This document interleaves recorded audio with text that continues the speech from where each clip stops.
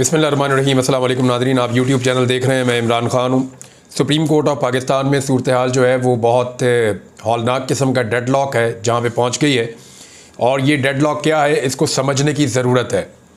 देखें, हुआ ये है कि सारी चीज़ें ठीक डायरेक्शन में चल रही थी। ऐन उस वक्त हुकूमत ने एक ऐसा हथकंडा इस्तेमाल किया जो ना कानूनी तौर पर दुरुस्त है, ना इखलाकी तौर पर दुरुस्त है।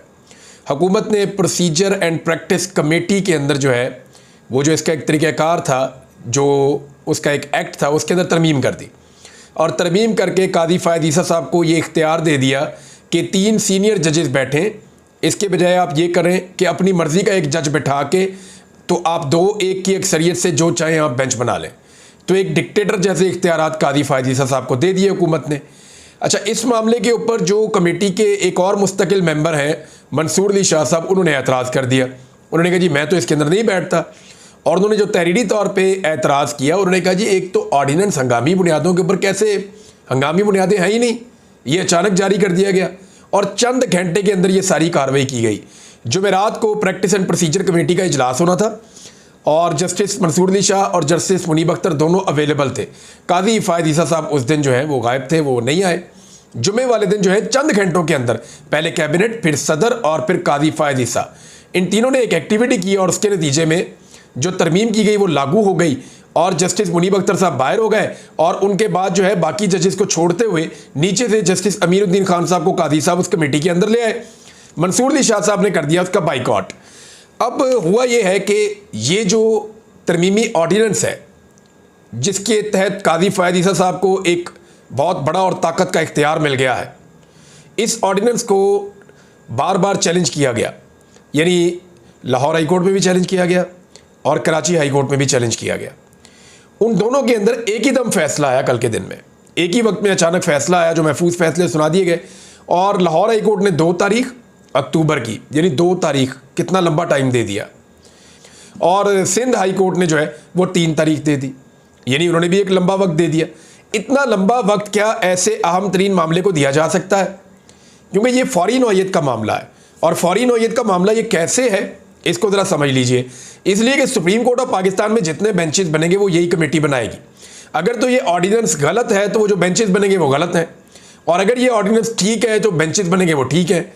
दूसरी जानिब मंसूर अली शाह साहब ने कहा कि सारे जज बैठे और बैठकर फैसला कर लें, क्योंकि सुप्रीम कोर्ट ऑफ पाकिस्तान में भी 2 पटिशन्स इसके खिलाफ दायर कर दी गई हैं। तो क्या सुप्रीम कोर्ट ऑफ पाकिस्तान में इस केस को सुना जा सकता है? मेरे ख्याल में लाहौर हाई कोर्ट में और सिंध हाई कोर्ट में इसको इसलिए इंटरटेन किया गया है ताकि सुप्रीम कोर्ट ऑफ पाकिस्तान ये कहे जी हाई कोर्ट में सुना जा रहा है तो हम यहाँ पे क्यों सुने। लेकिन उसूलन इसको सुप्रीम कोर्ट ऑफ पाकिस्तान में सुना जाना चाहिए। वफाक का वकील ये बात हाई कोर्ट के अंदर खड़ा होकर कह भी रहा था, लेकिन इसको सुप्रीम कोर्ट ऑफ पाकिस्तान सुनेगा कैसे? क्योंकि इस वक्त की जो प्रैक्टिस एंड प्रोसीजर कमेटी है उसी के ऊपर तो एतराज़ है, जो पटिशन आई हैं वो भी उसी के खिलाफ आई हैं और उसी के खिलाफ ये केस लगा है। तो क्या वही कमेटी बेंच बनाएगी? ये है एक ऐसा नुक्ता जहाँ पे आके मामला फंस गया है।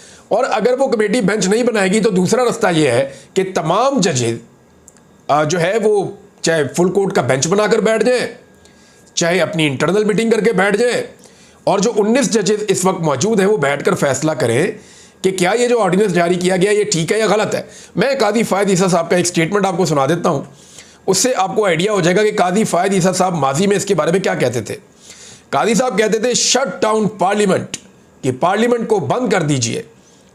If laws are to be introduced through ordinances, कि अगर आपने कानून जो है वो इंट्रोड्यूस करने हैं ऑर्डिनेंसेस के ज़रिए से तो फिर आप पार्लियामेंट को ताला लगा दें, उसको बंद कर दें। ये जनाब कादी फ़ायद ईसा साहब कहते थे।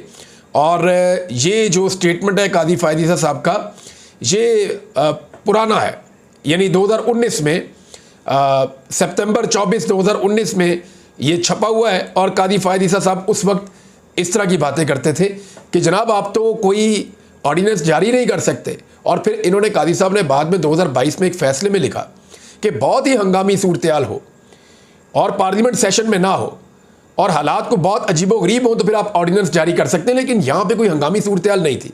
हंगामी सूरत-ए-हाल क्या है कि हुकूमत की सारी तवज्जो और हुकूमत की सारी उम्मीदें वो 30 सितंबर को जो फैसला आ रहा है या जो केस लग रहा है उसके साथ वाबस्ता है।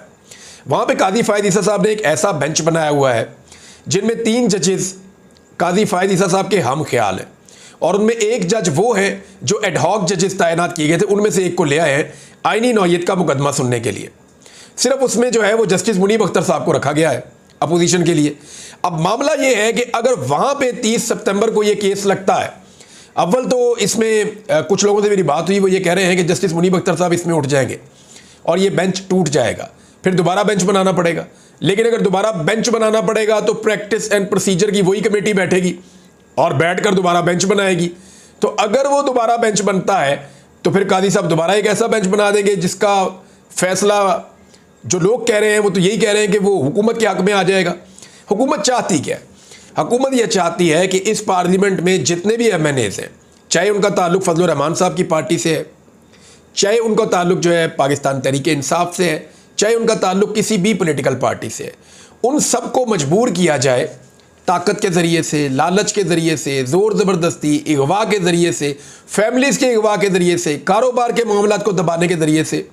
क्योंकि इस वक्त हुकूमत को कोई नज़र नहीं आ रहा, हुकूमत अंधी हुई है ताकत के नशे में, और ताकतवर उसके साथ खड़े हुए हैं, लिहाजा वो किसी का भी बाजू मरोड़ देते हैं। तो ताकत का इस्तेमाल करके जिस मर्ज़ी को दबाकर उससे वोट लिया जा सके। देखिए इस वक्त बहुत सारे जो MNAs हैं उनका जब बाजू मरोड़ा जाता है तो वो ये कहते हैं जी वोट दे नहीं सकते, अगर देंगे तो हम तो वोट काउंट भी नहीं होगा सर, फ़ायदा कोई नहीं है, और आपकी खातिर तो हम अपनी MNA की कुर्सी भी कुर्बान कर सकते हैं साहब, लेकिन वोट ही काउंट नहीं होगा, आपको क्या फ़ायदा होगा, तो आप हमें छोड़ दें अल्लाह का वास्ता। इस तरह लोग अब कर लेते हैं। लेकिन तब क्या होगा, वो कहेंगे जी ठीक है आपका वोट तो काउंट हो रहा है, आप वोट डाल दें, आपको दोबारा फॉर्म 47 पे जिताकर हम इसी असेंबली में पहुंचा देंगे। अब हुकूमत की पूरी तवज्जो इस पे है कि किसी तरह फ्लोर क्रॉसिंग का रास्ता खुले, हॉर्स ट्रेडिंग का रास्ता खुले, किसी तरह धोस धांधली, ताकत, जबर, जुल्म और फस्तायत का रास्ता खुले। और वो रास्ता कौन खुले? जनाब काजी फायद ईसा साहब, क्योंकि उन्होंने अब बेंच बना दिया है एक ऐसी मुतनाज़ कमेटी में बैठकर जिसके ऊपर सीनियर तरीन जजेस ने अपने तहफ़्फ़ुज़ात का इजहार कर दिया है। तो ये मामला जो है वो अब ये सूरत इख्तियार कर गया। इसमें एक चीज़ और भी हुई काजी फायद ईसा साहब के साथ जिसके ऊपर आपको सबको मजम्मत करनी चाहिए।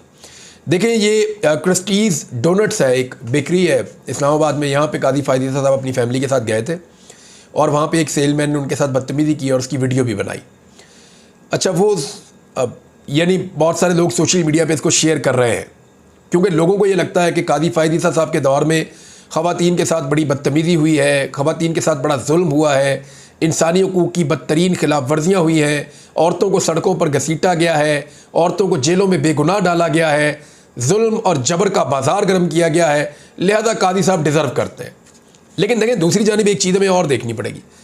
हमारे मुआशरे में आपका कोई बदतरीन भी दुश्मन होना, तो जो ख़ानदानी लोग होते हैं वो ये कोशिश करते हैं कि अगर जनाना साथ उनके मौजूद हो तो फिर वो ये कोशिश करते हैं कि अवॉइड करें, पीछे हट जाते हैं कि छोड़ दो इस वक्त, इसको जाने दो, ख़वातीन साथ हैं। तो काजी फायद ईसा साहब के साथ जो हुआ वो काबिल मज़म्मत है, ऐसा नहीं होना चाहिए था और इस तरह की चीज़ों की हौसला शिकनी होनी चाहिए। लेकिन दूसरी तरफ काजी फायद ईसा साहब को भी ये सोचना चाहिए कि ऐसा क्यों होता है। यानी वो नौजवान ने जो कहा उसकी एक की गलती हो सकती है, लेकिन जिस तरह ये सोशल मीडिया पे फैल रहा है, जिस तरह इसके ऊपर लोग बात कर रहे हैं, ये बताता है कि लोग एक्चुअली क्या सोच रहे हैं और क्या चल रहा है। ये नहीं होना चाहिए, ये नहीं होना चाहिए। काजी फायद ईसा साहब को देखना चाहिए कि बाकी घरों में भी ख़वातीन हैं, जो बाकी ख़वातीन हैं उनकी भी इज़्ज़त है। इस मुल्क में खातून सिर्फ शरीफ ख़ानदान की या जरदारी ख़ानदान की नहीं होती। इस मुल्क में जो ख़वातीन हैं वो बाकी सबके ख़ानदानों की भी ख़वातीन हैं, उनकी भी चादर और चार दीवारी का तकद्दुस है। तो काजी साहब के दौर में जितनी इंसानी हकूक़ की खिलाफ वर्जियाँ हुई हैं वो भी एक रिकॉर्ड है। लेकिन इस तरह के वाक़यात जो हैं उनको जस्टिफाई नहीं किया जा सकता और करना भी नहीं चाहिए। बहरहाल इस वाक़े के बाद से लेकर अब तक जो है वो लोग धड़ाधड़ वहाँ पे जाते हैं और जाके वो डोनट्स खाते हैं और उसकी वीडियो डालते हैं। नाज़रीन, जस्टिस आलिया नीलम साहिबा जो हैं उनके हवाले से बार बार ख़बरें आती हैं और अब तो ख़बर ये आई है कि उनके आने के बाद, यानी मेरी चंद लोगों से बात हो रही थी, उन्होंने कहा 4 चीज़ें बहुत तेज़ी से हुई हैं। 4 चीज़ें ऐसी हुई हैं जस्टिस आलिया नीलम साहिबा के आने के बाद जिनकी तवक्को नहीं की जा रही थी और ये अजीब है। मैंने कहा जी आप मुझे बता दें। उन्होंने कहा जी एक तो एक बेचैनी है अदलिया के अंदर और कुछ इख्तलाफात जो हैं वो रिपोर्ट भी हुए हैं, छोटे मोटे इख्तलाफात हैं, मीडिया के ऊपर ऐसे ओपनली रिपोर्ट नहीं होते लेकिन इख्तलाफात की खबरें मौजूद हैं, लाहौर हाई कोर्ट के हवाले से उन्होंने कहा। दूसरा उन्होंने कहा जी कि जो ATC के जजेस हैं जो बहुत तेज़ी से केसों के फैसले सुना रहे थे और केसेस मनतकी अंजाम की तरफ पहुंच रहे थे पाकिस्तान तहरीक इंसाफ के, उनको जो है वो ट्रांसफ़र कर दिया गया। दूसरी चीज़ ये हुई इसका पाकिस्तान तहरीक इंसाफ को नुकसान हुआ।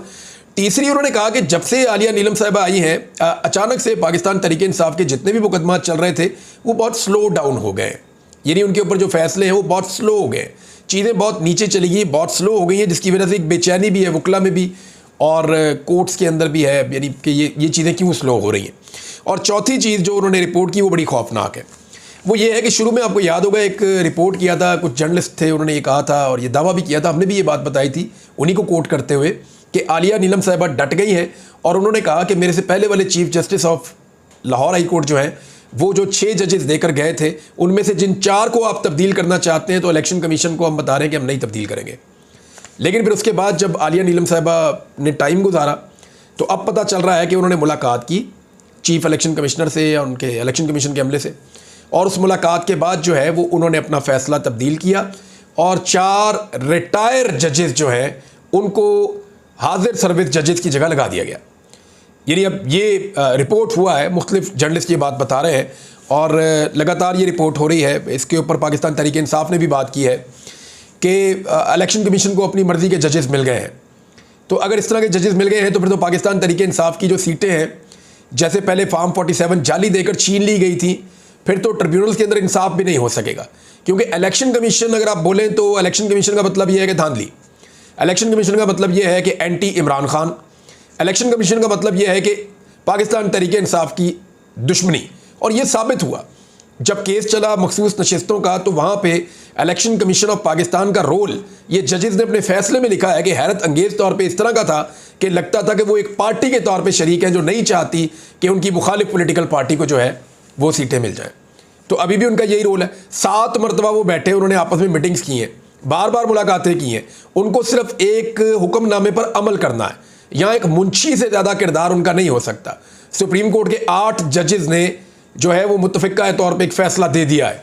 उन 8 जजेस के फ़ैसले पर अमल दरामद के बजाय वो एक के बाद एक मीटिंग, एक के बाद एक मीटिंग करते चले जा रहे हैं। और ये जो सूरत हाल है ये इंतहाई हैरान कुन भी है और परेशान कुन भी है कि सुप्रीम कोर्ट ऑफ पाकिस्तान फ़ैसला करेगी और अमल नहीं होगा। मुझे याद है नवाज शरीफ ने एक दौर में कहा था कि ये इंसानों की बस्ती है, ये हैवानों की बस्ती नहीं है कि यहाँ पे सुप्रीम कोर्ट ऑफ पाकिस्तान एक फ़ैसला करे और उसके ऊपर आप अमल दरामद ना करें। आपको सुप्रीम कोर्ट ऑफ पाकिस्तान के फ़ैसले के ऊपर अमल दरामद करना पड़ेगा। उसके नतीजे में एक वज़ीर आज़म को घर जाना पड़ा था। तो ये नवाज शरीफ साहब की एक्सट्रीम पोजीशन थी इफ्तिखार चौधरी साहब के दौर में। लेकिन अब जब कादी फ़ायद साहब का दौर है और सुप्रीम कोर्ट ऑफ पाकिस्तान का एक फ़ैसला आ चुका है, तो बतौर चीफ जस्टिस कादी फ़ायद साहब मुकम्मल तौर पर नाकाम रहे कि अपने सुप्रीम कोर्ट ऑफ पाकिस्तान के एक फ़ैसले पर अमल दरामद करवा सकें। और मुझे इसकी बज़ाहिर वजह ये लगती है कि वो फ़ैसला क्योंकि खुद उस फैसले से इख्तलाफ रखते थे, तो इसलिए शायद वो अमल दरामद या करवाना नहीं चाह रहे या फिर वो अमल दरामद ना होता हुआ देखकर उसे बर्दाश्त कर रहे हैं। एक और जी मौलाना फजल रहमान साहब ने सहाफ़ियों से मुलाकात की इस्लामाबाद में। अच्छा, इस हवाले से जो है वो नॉर्मली बातें वही हुई जो पहले भी हो रही थी। मैंने 1-2 सहाफ़ियों से रब्ता किया, मैंने उनसे पूछा, समर अब्बास साहब से भी मेरी बात हुई, मैंने कहा जी मुझे बताएं कि एक्चुअली था क्या। उन्होंने कहा जी रूटीन की वही सारी चीज़ें जो मौलाना साहब पहले कह रहे थे। मौलाना साहब ने आइन के आर्टिकल्स बताए जनाब कि ये बहुत प्रॉब्लम हो गई थी जब हुकूमत ये लेकर आ गई तरमीम हमारे पास, तो हमने कहा जी ये चीज़ें तो अब नहीं कर सकते। उसके बाद जरदारी साहब ने और तरह से मिन्नत की, शहबाज शरीफ साहब ने और तरह से की, यूसुफ रज़ा गिलानी साहब ने और तरह से की, बिलावल ने और तरह से बातें की। मौलाना साहब ने वही बातें बताई जो पहले मीडिया में रिपोर्ट हुई थी। मैंने उनसे पूछा, मैंने कहा एक्चुअली मौलाना साहब कहना क्या चाहते थे, कोई ऐसी बात जो उन्होंने हट के कही। उन्होंने कहा जी मौलाना साहब ने ये बताया कि जो उनका अपना घर है ना भाई, जहाँ से वो इलेक्शन लड़ते हैं DA खान, उन्होंने कहा जी वहाँ पे मुसल्लह अफराद गश्त कर रहे हैं और बहुत बड़ी तादाद में कर रहे हैं, और वो ऐसे हैं कि रॉकेट लॉन्चर्स और क्लाशन कोफे लेके जो है वो मेरे घर के सामने से गुजर रहे हैं। इस किस्म की बातें उन्होंने की। उन्होंने कहा जी लॉ एंड ऑर्डर की सिचुएशन बहुत ख़राब हो चुकी है और इस वक्त पाकिस्तान में बहुत ज़्यादा हालात ख़राब है और इस पर वो रियासत और रियासती इदारों को ज़िम्मेदार करार दे रहे थे। उन्होंने कहा कि खैबर पख्तूनख्वा में और बलूचिस्तान में ख़ास तौर पे उन लोगों को इलेक्शन हरवाया गया जो लोग हालात को बेहतर कर सकते थे या ठीक कर सकते थे। तो मौलाना फजल रहमान साहब एक्चुअली रियासती पॉलिसियों पे तनकीद कर रहे थे और अपने ऊपर जो उनको ख़तरात हैं उन ख़तरात से भी उन्होंने मीडिया को आगाह किया कि वो कितने दबाव में हैं और उनके ऊपर किस किस्म के ख़तरात मौजूद हैं इस वक्त। तो नाज़रीन, कादी फ़ायद साहब, मैंने आपको बताया था हुकूमत की सारी उम्मीद इस बात पे है कि फ्लोर क्रॉसिंग वाला मामला जो है वो उनके हक़ में आ जाए। अब ज़रा मैं आपको इसको सिंप्लीफाई करता हूँ। मेरी एक बड़े सीनियर लॉयर है, उनसे बात हुई तो उन्होंने मुझे बड़े आसान अल्फाज में एक चीज़ बताई। उन्होंने कहा जी अपने सुनने वालों को आप ये बताएं ताकि सबको समझ आ जाए। वो कहते ये हैं कि अगर कोई आदमी अपनी पार्टी से बगावत करके किसी और मौक़िफ़ के ऊपर वोट डाल दे तो करना ये है कि वो बंदा जो है उसको डिस्क्वालीफाई आप कर दें सज़ा के तौर पे कि जनाब इसकी सीट हमने ले ली है, सज़ा दे दी है क्योंकि इसने अपनी पार्टी के साथ गद्दारी की है और गलत काम किया है। लेकिन वो जो गलत काम उसने किया है वो वोट उसका गिनती में आ जाए, वो वोट गिना जाएगा। इसका उन्होंने मुझे सादा एग्जाम्पल जो बताया, उन्होंने कहा जी अब फ़र्ज़ करें किसी ने चोरी की है, चोर चोरी का माल ले गया और ले जाके चोरी का माल उसने अपने गुरु को दे दिया, तो चोर को गिरफ्तार करके जेल भेज दिया जाएगा लेकिन गुरु से माल बरामद नहीं किया जाएगा, वो माल गुरु के पास रहेगा और वो जस्टिफाइड है। आपको बात समझ आई? एक लोटा उसको आप चोर समझ लें, उसने अपनी पार्टी से चोरी की और जाकर वोट डाल दिया, यानी अपने गुरु को जाकर, यानी पीपल्स पार्टी, PMLN या बाकी जमातें जो हैं वहां पे जाके उनको वोट दे दिया, चोरी का माल जाके अपने गुरु को दे दिया।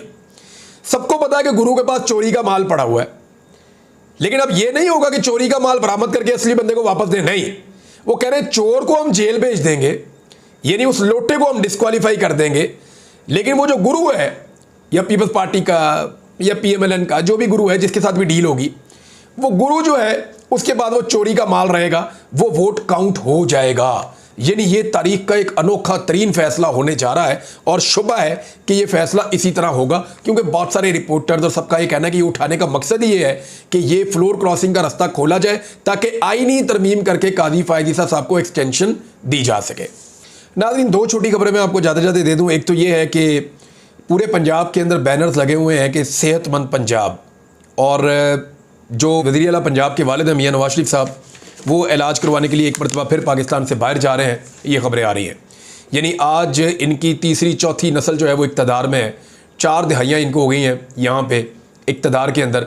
अब तक ये एक ऐसा अस्पताल नहीं बना सके जहाँ पे इस ख़ानदान का इलाज हो सके, यानी ऐसी इनको नायाब बीमारियाँ हैं कि इनका इलाज ही पाकिस्तान में नहीं हो सकता और ये अब तक कोई अस्पताल नहीं बना सके। तो एक्चुअली इनका इलाज नहीं है, वो इनकी इंटरटेनमेंट है, और ये एक हिकमत अमली के तहत जाते हैं, क्योंकि लंदन में रहते हैं, वहाँ सेफ़ रहते हैं, वहाँ पे जाके एक बयानिया बनाने में भी इनको आसानी रहती है, फिर जायदादें और औलाद वहाँ पे है तो दिल भी वहाँ पे लगता है। अब तो एक और चीज़ है नादरीन कि इस वक्त जो अक़वाम मुत्तहिदा में सिक्योरिटी कौंसिल का इजलास और उसकी कार्रवाई हो रही है, और ऐन उस वक्त आप दीदा दलेरी देखें और इसराइल का आप ताकत का मुज़ाहरा देखें कि ऐन उस वक्त वो अटैक कर रहा है गज़ा के बाद लबनान पे। गज़ा में उन्होंने इंसानी लाशों से भरा हुआ एक कंटेनर भेज दिया और ये बताया भी नहीं, उनकी शनाख्त भी नहीं हो सकती।